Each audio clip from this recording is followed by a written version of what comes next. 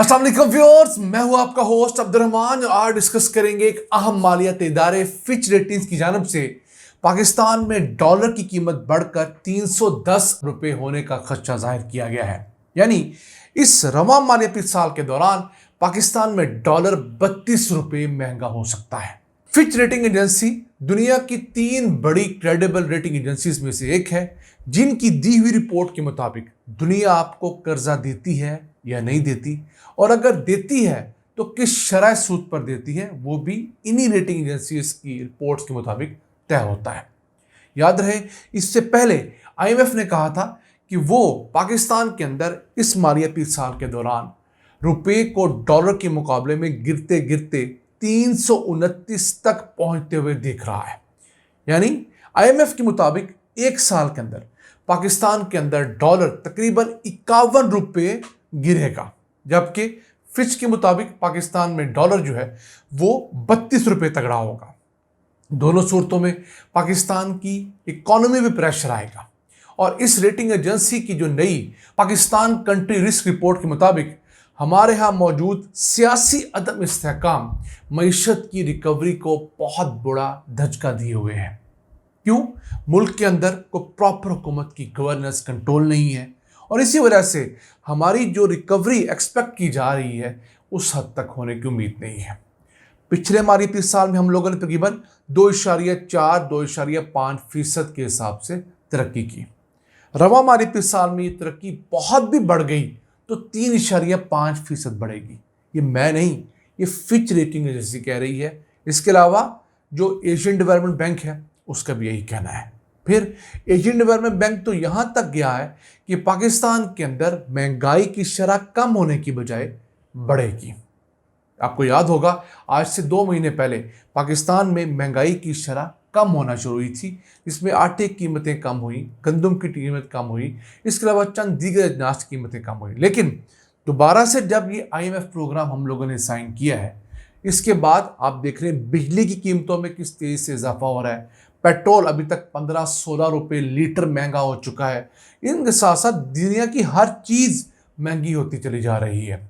कद्दू, जिसे कोई 50 रुपये किलो तक नहीं खरीदता, इस वक्त मार्केट में 200 रुपये किलो बिक रहा है। इसी तरह टमाटर 300 रुपये किलो लाहौर की आम दुकानों में फ़रोख्त हुआ है। तो महंगाई की जो नई लहर है, ये भी मुल्क के अंदर सियासी अदम इस्तेहकाम को फ़रोग़ देगी। ये बात फिच ने कही है कि इमरान खान अभी फ़िलहाल जेल से बाहर आते हुए दिखाई नहीं दे रहे, और वाकई बात है कि जब तक मौजूदा चीफ जस्टिस हैं तब तक तो इमरान खान या PTI का कोई ख़ास बड़ा रिलीफ प्रैक्टिकली नज़र नहीं आ रहा। क्यों? लोग कह रहे हैं कि मौजूदा चीफ जस्टिस जो हैं मौजूदा निज़ाम के गारंटर हैं। ऐसा हरगिज़ नहीं होना चाहिए, उन्हें पाकिस्तान के आइन का गारंटर होना चाहिए। लेकिन अगर मौजूदा चीफ जस्टिस अक्टूबर में अपनी एक्सटेंशन नहीं ले पाते और नए चीफ जस्टिस आ जाते हैं, मंसूर अली शाह, उधर से ट्रंप अगर नवंबर के इलेक्शन जीत जाता है तो उसके बाद पाकिस्तान की डायनामिक्स जो हैं वो बिल्कुल बदल जाएंगी। हमारी बदकिस्मती है कि हमारी सियासत पर, हमारी अफवाज पर, हमारी जुडिशरी पर अमरीकी असर बहुत ज़्यादा है।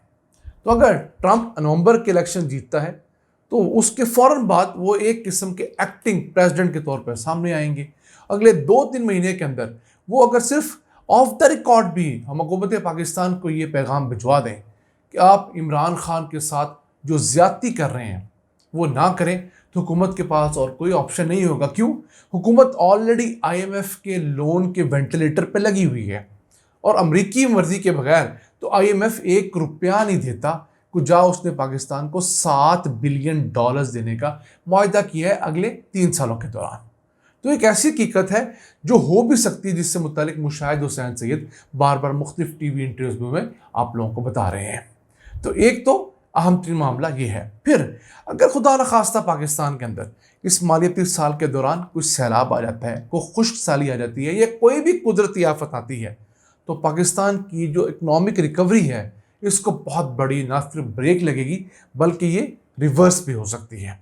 और फिर मौजूदा सेटअप जो है उसे 18 महीने तक तो कुछ होता हुआ दिखाई नहीं दे रहा। लेकिन एक खदशा ख्वाजा आसिफ ने कल बताया है कि अगर मौजूदा चीफ जस्टिस चले जाते हैं तो हो सकता है कि नवंबर के महीने में PTI की वो दरखास्तें जो वो फरवरी के इलेक्शंस के खिलाफ है, जिसमें बहुत ज़्यादा रिगिंग के सबूत साथ लगाए गए हैं।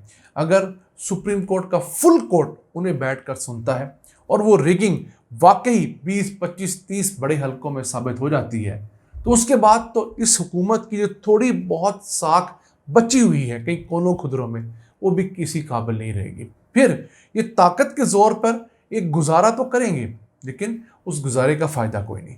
अब पाकिस्तान के आज के हालात देख लें कि मुल्क के अंदर एक्स यानी ट्विटर बंद है, फेसबुक को स्लो कर दिया गया है, फैज़ाबाद धरना TLP का, तहरीक लब्बैक पाकिस्तान का, जारी है। इस्लामाबाद और रावलपिंडी के लोग बेचारे एक दूसरी जगह जाने के जलील हो रहे हैं, लेकिन चंद 100 लोग, चले आप चंद हज़ार लोग जो कि फैज़ाबाद धरना देकर बैठे हैं और मकसद बताया जा रहा है फ़लस्तीन की हमदर्दी और तंग किया जा रहा है अपने लोगों को, उनको कोई पूछने वाला नहीं।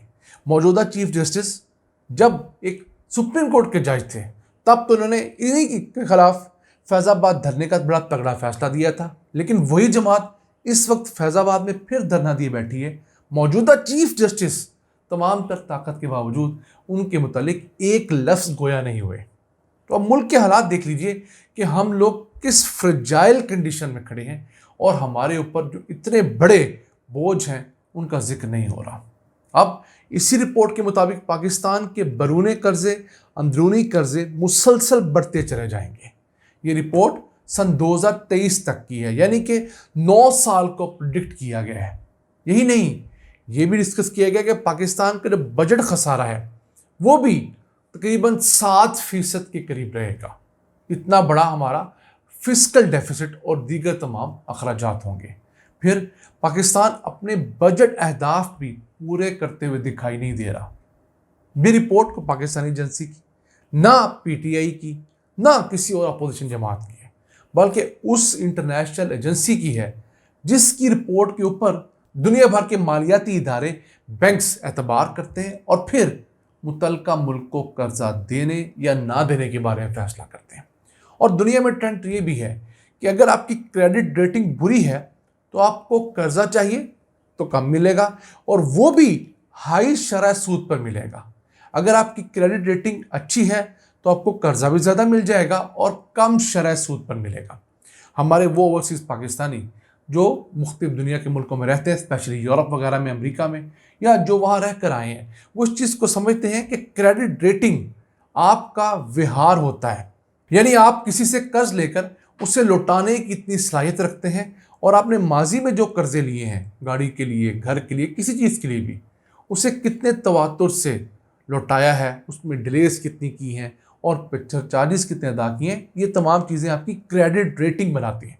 तो मुल्कों का हिसाब भी ऐसा होता है कि आपने किसी से कर्जा लिया तो कितनी जल्दी लौटाया, कितनी ताख़ीर से लौटाया, कितने उसके अंदर रोल ओवर्स करवाए। तो फिलहाल पाकिस्तान के लिए कहीं से भी कोई अच्छी खबर आती हुई दिखाई नहीं दे रही।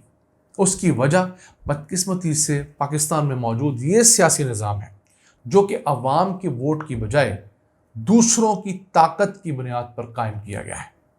और चूंकि अवाम की बैकिंग नहीं है तो ये वो रिफॉर्म्स नहीं कर पाएंगे जो IMF के साथ इन्होंने मौजूदा एग्रीमेंट के अंदर साइन की है, क्योंकि उन रिफॉर्म्स के लिए मुश्किल फैसले करने होंगे और मुश्किल फैसलों के बाद लोग सड़कों पे आएंगे, एहतजाज होगा, तोड़ फोड़ के खदशात होंगे।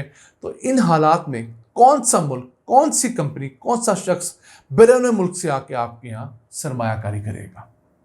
हमारी तमाम अरबाब इख्तियार से गुजारिश है कि पाकिस्तान को एक अमन की ज़रूरत है, एक सियासी इस्तेहकाम की ज़रूरत है।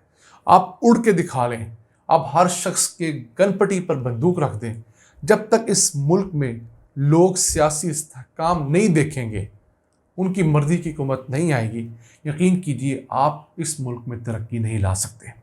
बांग्लादेश के हालात आपके सामने, वहाँ पर किस हद तक कत्ल व गारत हो रही है, लोग मर रहे हैं, लेकिन एहतजाज इस लेवल तक फैल गया है कि हुकूमत ने इंटरनेट बंद कर दिया, मोबाइल सर्विस बंद कर दी, फिर भी स्टूडेंट सिर्फ कॉलेजों यूनिवर्सिटियों की फ़ीसें बढ़ने के ख़िलाफ़ जो है वो बिफरे हुए हैं। हमारे यहाँ तो हर चीज़ बड़ी है, लोगों के पास बच्चों को देने के लिए दूध के पैसे कम हो गए हैं। इल्फाज के साथ अपने मेज़बान अब्दुल रहमान को इजाज़त दीजिए।